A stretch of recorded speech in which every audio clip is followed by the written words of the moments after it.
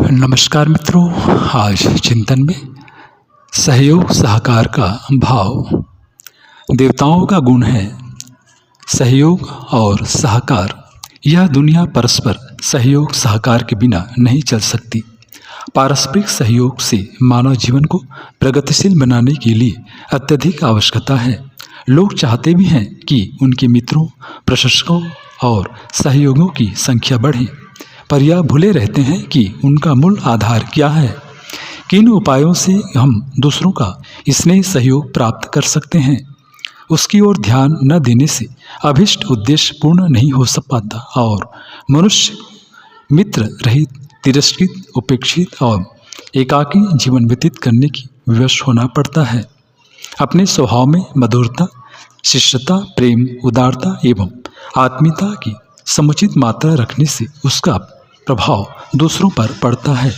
इस चुंबकत्व से प्रभावित होकर भी अनायास ही सौजन्यपूर्ण व्यवहार करने लगते हैं।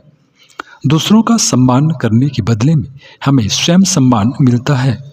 जो दूसरों से उदारता और भलमत साहत का व्यवहार करेगा, उसे वैसा ही प्रत्युत्तर भी मिलेगा। यह संसार पक्के कुएं में मुंह डालकर बोली हुई वाणी की तरह प्रतिध्वनि उत्पन्न करता है। अपने व्यवहार के अनुसार ही दूसरों की प्रतिक्रिया उत्पन्न होती है। क्रोधी, अनुदार, संकीर्ण, स्वार्थी और तुच्छ स्वभाव के मनुष्य शत्रुओं और निंदकों से ही घिरे रहते हैं। उन्हें हर जगह असहयोग और दुर्व्यवहार का ही शिकार होना पड़ता है। दूसरों की शिकायत करने और उनके दोष ढूंढने से पहले हमें अपनी ओर देखना चाहिए और यह विचार करना चाहिए कि हमें बात बात में आवेश तो नहीं आता।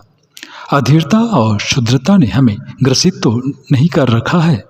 स्वार्थ और अनुदारता की इतनी मात्रा तो नहीं बढ़ गई है कि दूसरों को अखरने वाली स्थिति अनुभव होने लगे। अशिष्टता बरतने और दूसरों की उपेक्षा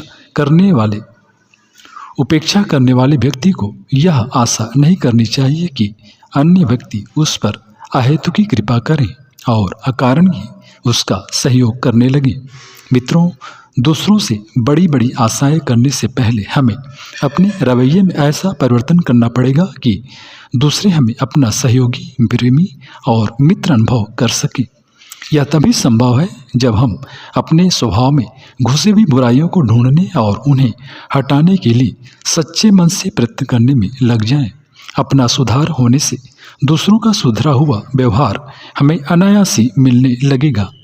मित्रों का स्वास्थायित्व सद्गुणों पर निर्भर रहता है।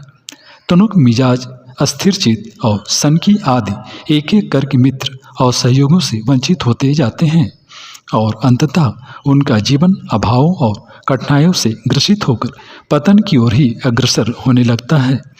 यह परिस्थिति अपने जीवन में न आए, इसलिए पहले से सतर्कता बरतनी चाहिए और अपने स्वभाव को अधिकाधिक परिष्कृत बनाने के लिए प्रयत्नशील रहना चाहिए।